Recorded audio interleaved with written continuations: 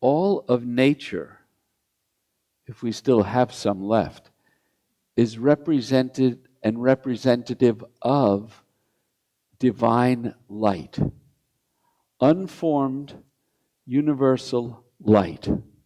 That is the first level of the dawning of consciousness. Actually, is the beginning of the individuation of the soul. That individuation occurs in this what's called the all-pervading light. When we are in nature, for example, every tree, every rock, every animal is a manifestation of light, the all-pervading light that is the beginning of God consciousness, God being conscious of itself.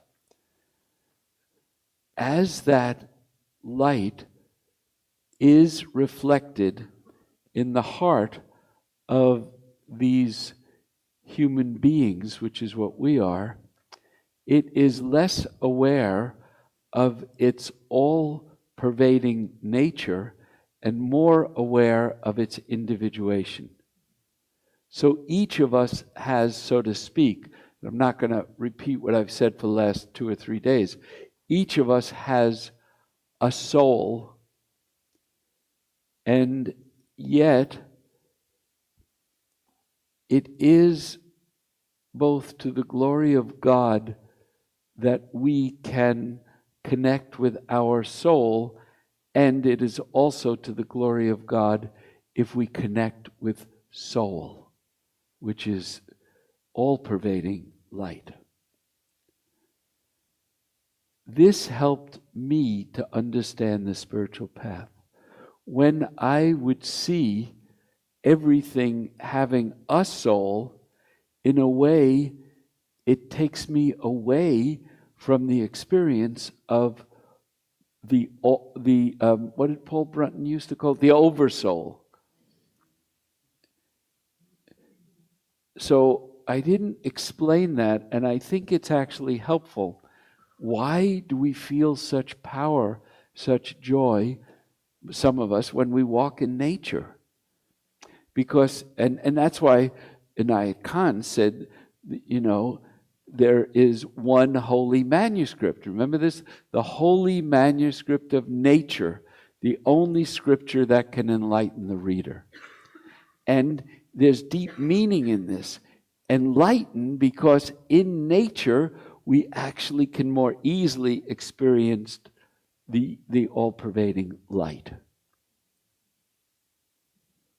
Whereas as we individuate, that experience is more difficult, but the benefit is that we can experience more of the individuation of God, which we call our soul. The spiritual person goes back and forth, because you can't always say, well, I have to run out and walk in nature. So you train yourself, even though, yeah, some of us do, you train yourself to experience the all-pervading light, the radiance, and then you come like from that and experience a more individuated experience. And from that you go back into a more cosmic experience, and from that into a more individuated, and you begin to play the two. So you feel, you don't necessarily say it, but you feel, oh, I can tell I'm really in the presence. The presence is not individuation, even though we experience it in our individual consciousness. And then you experience the infinite coming through the finite. And then you're in what we call the limited, but it doesn't have to be limited. That's the challenge. So all of the work we do on light and with light, for light, all the meditations on light, and this interesting word, enlightenment, is so that we can experience the state of pure light. If we stayed in that state, we might as well have stayed in the world of the angels. And there are people who are so angelic. You can see in their faces and in their personality. And life here is very hard for them because this is not an angelic place. There's pain here, there's limitation here. And yet, they've spent so much time in that angelic, all-pervading light on the journey in that that's who they are here. Is it a mistake of God? No. If it wasn't for some of those angelic beings that suffer here, because the earth is dense, I don't know, frankly, if we could survive, if the planet could survive. And there are Marids who are so angelic, and we talk and they share the pain of incarnation, and I feel like saying, yeah, you need to recognize the pain. It's part of this journey, this time. It's painful. But after saying all of that, the nature of the soul is like the song we sang yesterday. Joy is the natural state. So I don't want to, I think maybe Jenny asked this or somebody, I don't want to glorify pain. Pain is pain. It has a purpose, but it's not to be glorified because our natural state is joyous. Why? The soul, when it's limitless, when it's not bound, is joyous. That's its natural state. And when we are, in a sense, children, well, as spiritual children, I don't mean literal children, when we're children spiritually, we have to have stories that correspond with our level of understanding. But as we mature, the stories become less defined, less cause and effect, and we dwell in deeper experience. So we recognize there is this interplay between the infinite light and the finite existence. And somehow we resolve this apparent duality by living in both worlds. And if you look at the old mystical texts, this is what is trying to be communicated. Even some of you, I think, study the E Ching. And the I Ching, if you read it, seems so practical. This is what this is what happens, this is what the person does when this occurs, and so on. And it's so formed and so visual. That's why they do the lines. But if you read below the surface, it is really this incredible lesson of integration. Hence the solid lines and the broken lines. Everything is offering us this wisdom so that we begin to live in two worlds, not one. And when St. Paul said, I die daily, I said it was St. John of the Cross. I don't know what happened. Michael reminded me it was St. Paul. And it was Murshid Sam's, one of his favorite mantras. He would always say, St. Paul said, I die daily. What does that mean? It means living in both worlds. And it's possible. It's not impossible. It's possible to live in these worlds. Maybe not simultaneously, but certainly concurrently. And probably simultaneously. I can't do that. but it's possible. Certainly I've seen great beings who do. But even they go back and forth somewhat. That's why I asked Murshid Sam, are you enlightened all the time? And he said, no, nobody is.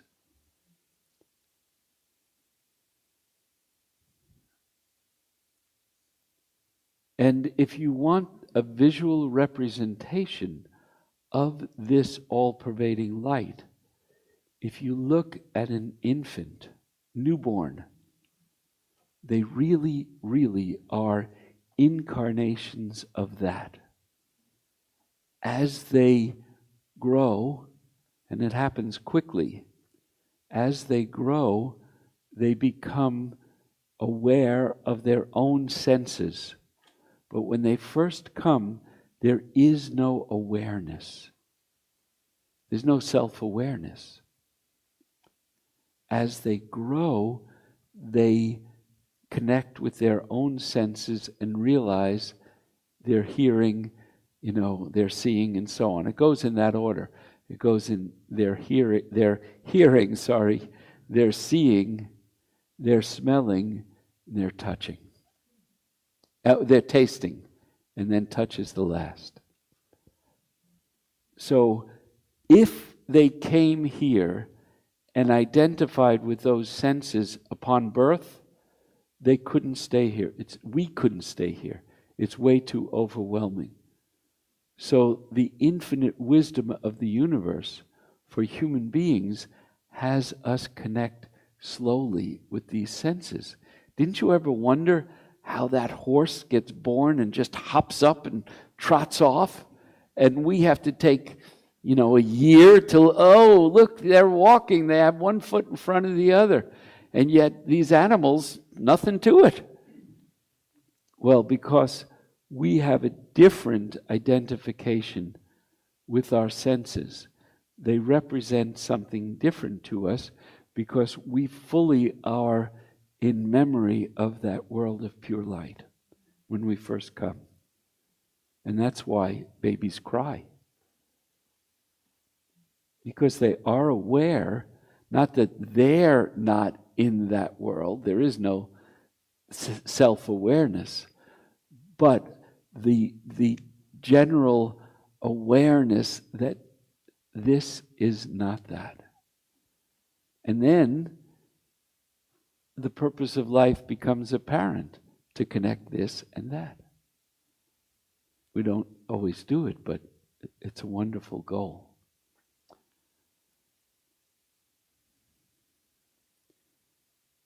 Go back to that surah in the Quran. A lamp that is lit with the oil, neither of the east or the west. It is a light within a light, within a niche. And what does it mean? Well, neither of the east or the west.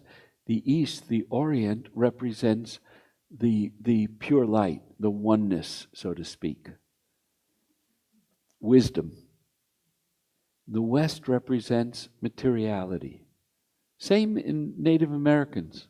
Same exact belief system.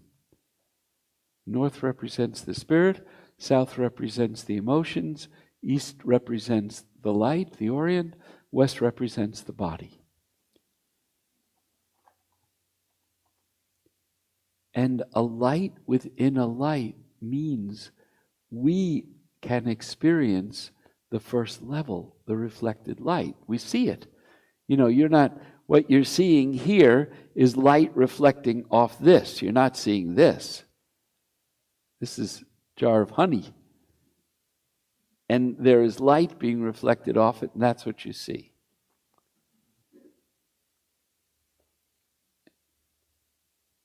But that second light, that light within a light, represents the light that is not reflective, but is all-pervading.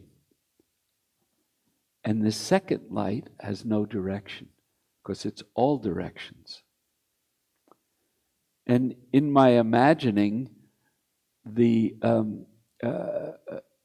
astronauts, the women and the men in outer space, have a much greater sense of real light because they have space than we do here, which is so egocentric. We're here. We center ourselves here. Whereas in space, you don't really center yourself. There's no up, there's no down.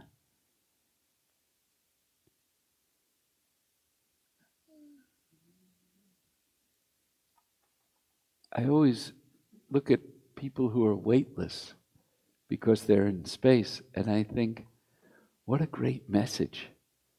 You know, they're not so centered on the body being down and so on.